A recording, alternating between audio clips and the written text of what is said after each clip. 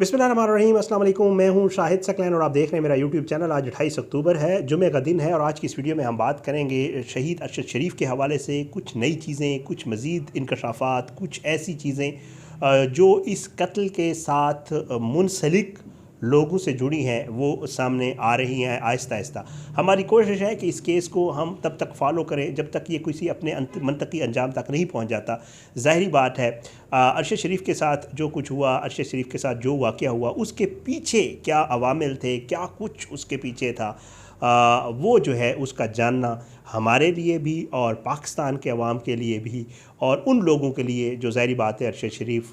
से मोहब्बत भी करते थे, अरशद शरीफ को जो है जानते भी थे, वो बड़ा ज़रूरी है। और इसके ऊपर हुकूमत भी काम कर रही है, इदारे भी काम कर रहे हैं, सब इसके ऊपर जो है परेशान भी हैं और बाकायदा तौर पे इजहार भी कर रहे हैं कि जी अरशद शरीफ का ये जो मामला हुआ है, जो कत्ल हुआ है, इसकी तहकीकात हर लेवल पे और हर तरीके से होनी चाहिए। अब कुछ नई चीज़ें सामने आई हैं जिनके हवाले से जो है आपको पता है, यहाँ पे हमारे यहाँ पाकिस्तान में जो इन्वेस्टिगेटिव जर्नलिस्ट हैं, कीनिया में जितने लोगों के वहाँ पे जो वाकिफ़ हैं, जो लोग हैं, उनसे रब्ते करके पता करने की कोशिश की जा रही है। एक टीम जो है वो 2 रुकनी टीम जो है वो भी कीनिया में, जिसमें हमारी हुकूमत ने भेजी हुई है, जिसमें FIA और IB के लोग शामिल हैं, वो भी वहाँ पर गए हुए हैं। वो भी कीनियन हुकाम से, पुलिस से, वहाँ पर मौजूद जो जाए वकूआ है, दूसरे मामला जितने भी हैं उनके हवाले से जो है चल रही। एक पोस्टमार्टम रिपोर्ट डिटेल्ड जो है वो आ चुकी है, उसके हवाले से थोड़ा सा आपको बता दूं। पोस्टमार्टम रिपोर्ट जो है उसमें तकरीबन वो बातें जो हम आपको पहले बता चुके हैं कि जो डेड बॉडी लाई गई, कौन लाया, क्या कुछ लाया गया, एक डिटेल रिपोर्ट आई है।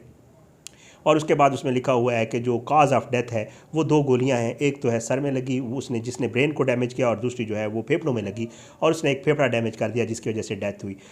इसमें यह भी लिखा गया है कि जो मौत का वक्त है गोलियां लगने के बाद, वो गोलियां लगने के 10 से 30 मिनट के दरमियान है। यानी ये नहीं है कि ऑन द स्पॉट डेथ हो गई, बल्कि अरशद शरीफ ज़ख्मी हुए और ज़ख्मी होने के बाद तकरीबन 10 से 30 मिनट के दरमियान उनकी मौत हो गई। लेकिन सवालात जो है वो हैरान कुन हैं। हैरान कुन इसलिए हैं कि बहुत सारी ऐसी चीज़ें या बहुत सारे ऐसी दावे किए जा रहे हैं या बहुत सारी ऐसी चीज़ें सामने आ रही हैं जिनसे ये पता चल रहा है कि अरशद शरीफ जब गाड़ी में थे तो उनके साथ एक तो नाम आ रहा है कि खुर्रम नामी शख्स मौजूद था, जो कि कीनियन पुलिस ने भी पहले दिन कहा था। लेकिन साथ साथ अब ये दावा किया जा रहा है, समी इब्राहिम साहब ने कल अपने प्रोग्राम में भी ये दावा किया कि जब अरशद शरीफ वहाँ से निकले और जब अरशद शरीफ जिस गाड़ी में मौजूद थे उस पर जब फायरिंग की गई तो उस गाड़ी में एक नहीं 2 लोग मौजूद थे। ये दोनों सगे भाई हैं, एक खुर्रम है, एक वकार है, और ये दोनों वही लोग हैं जो अरशद शरीफ के मेज़बान थे कीनिया में। ये दोनों लोग, इनके फार्म हाउसेस हैं, इनकी शूटिंग रेंज हैं। ये हट एंड होम्स के नाम से एक कंपनी आ रही है कि जी ये वहाँ पे वो चलाते हैं और इनका एक बिज़नेस है जिसमें ये मुख्तलिफ वहाँ पर शूटिंग रेंज भी है, लोगों को ये शूटिंग की ट्रेनिंग देते हैं, वहाँ असले का इनका बिज़नेस है। ये वहाँ पर लोगों को और ये समी इब्राहिम साहब ने भी बताया, दावा किया उन्होंने अपने प्रोग्राम में कि जी ये वहाँ पर जो है मुख्तलिफ कंपनीज़ को भी एमुनेशन भी सप्लाई करते हैं। शूटर्स इनके पास जो शूटिंग की ट्रेनिंग लेने आते हैं वो भी आते हैं, और साथ साथ जो वहाँ की कीनिया की पुलिस या नीम्स जिनको कहते हैं, जो फोर्सेस के लोग होते हैं, वो भी वहाँ पर शूटिंग की ट्रेनिंग लेने या शूटिंग करने के लिए वहाँ पर आते हैं और इनके ताल्लुकात वहाँ पर काफ़ी हैं।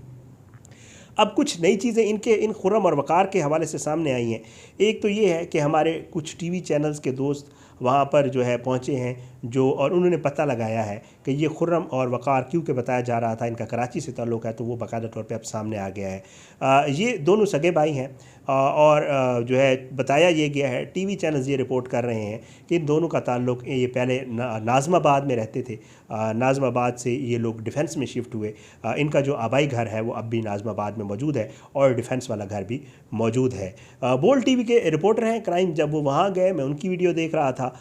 जो कल बोल पे भी ऑन एयर हुई, उसमें ये कह रहे थे, उन्होंने ये दावा किया बाकायदा तौर पर कि जी जो घर है डिफेंस वाला, उसकी जो है उसके अंदर कोई मौजूद नहीं है।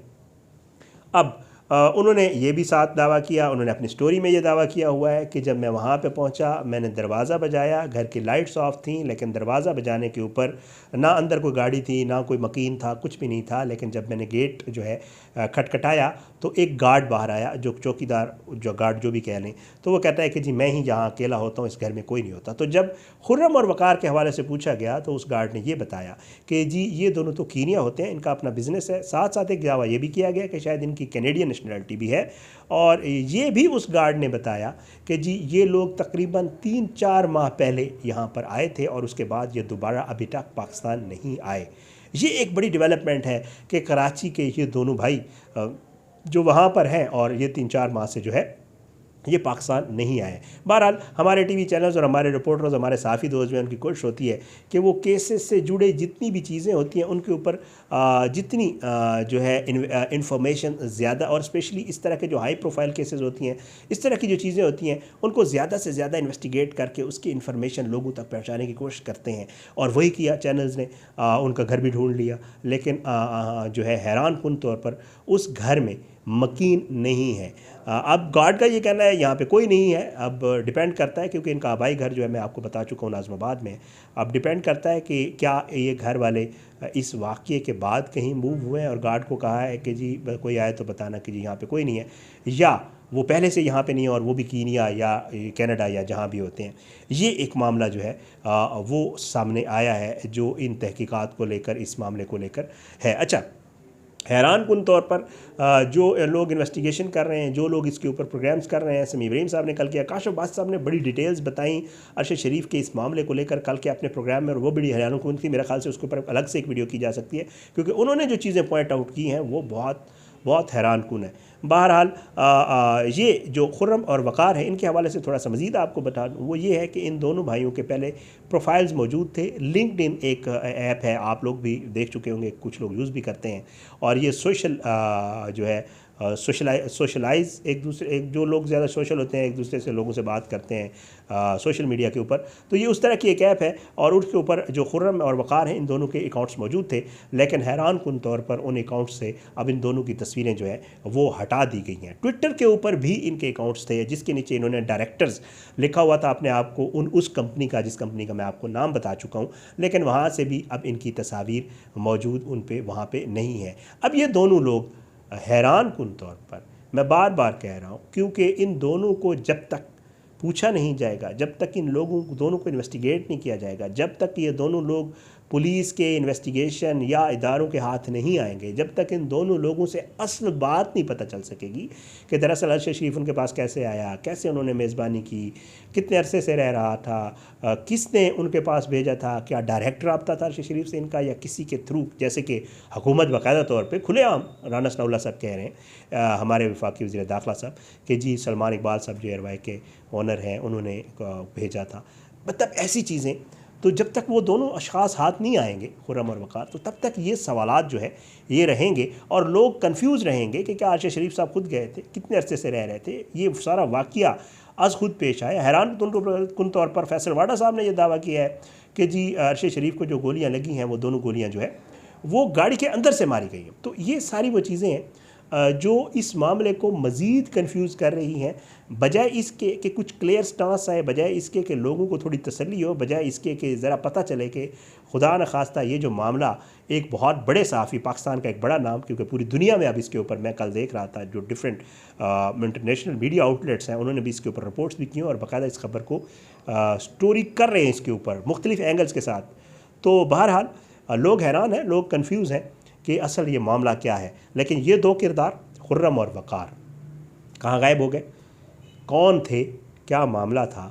कैसे राब्ता हुआ, कैसे पहुंचा अरशद, और फिर ये वाक़या हुआ। और उसके बाद एक और चीज़ जो मैं आपको बताऊं, समी इब्राहिम साहब ने कल ये दावा किया कि जब ये वाक़या हो गया तो उसके बाद खुर्रम और वक़ार ये दोनों गाड़ी में मौजूद थे और इन दोनों ने पाकिस्तान राब्ता किया किसी के साथ। अब किसके साथ रब्ता किया, समी इब्राहिम साहब बता सकते हैं। साथ उन्होंने ये भी कहा कि जी मैं क्या बताऊं, जो इन्वेस्टिगेशन कर रहे हैं इदारे या इन्वेस्टिगेशन कर रहे हैं लोग, उनको ये मालूम करना चाहिए, उनके पास डेटा ये मौजूद होगा कि आखिर पाकिस्तान में इन दोनों ने किससे रब्ता किया था। ये वो सारे सवालात, ये वो सारी चीज़ें, ये सारी इन्वेस्टिगेशन, ये वो सारे कन्फ्यूजिंग फैक्टर्स और ये सारी चीज़ें अरशद शरीफ साहब के मामले को लेकर सामने आ रहे हैं। तो कुछ ये नई चीज़ें सामने आई थी, कुछ ये नए इंकशाफात थे, कुछ ये नए हक़ाइक़ थे। गार्ड का, एक चौकीदार का ये दावा करना कि ये लोग पाकिस्तान नहीं आए और ये लोग कैनेडियन नेशनल भी हैं और ये काफ़ी अरसे से वहाँ पे सेटल हैं और बिज़नेस है उनके, ये सारी चीज़ें आपके साथ शेयर करनी थी। बहरहाल इंशाअल्लाह कोशिश करेंगे इस स्टोरी के ऊपर जितना भी हमें चीज़ें, जितना मैटर, जो फैक्ट्स के ऊपर जो हमारे सहाफ़ी दोस्त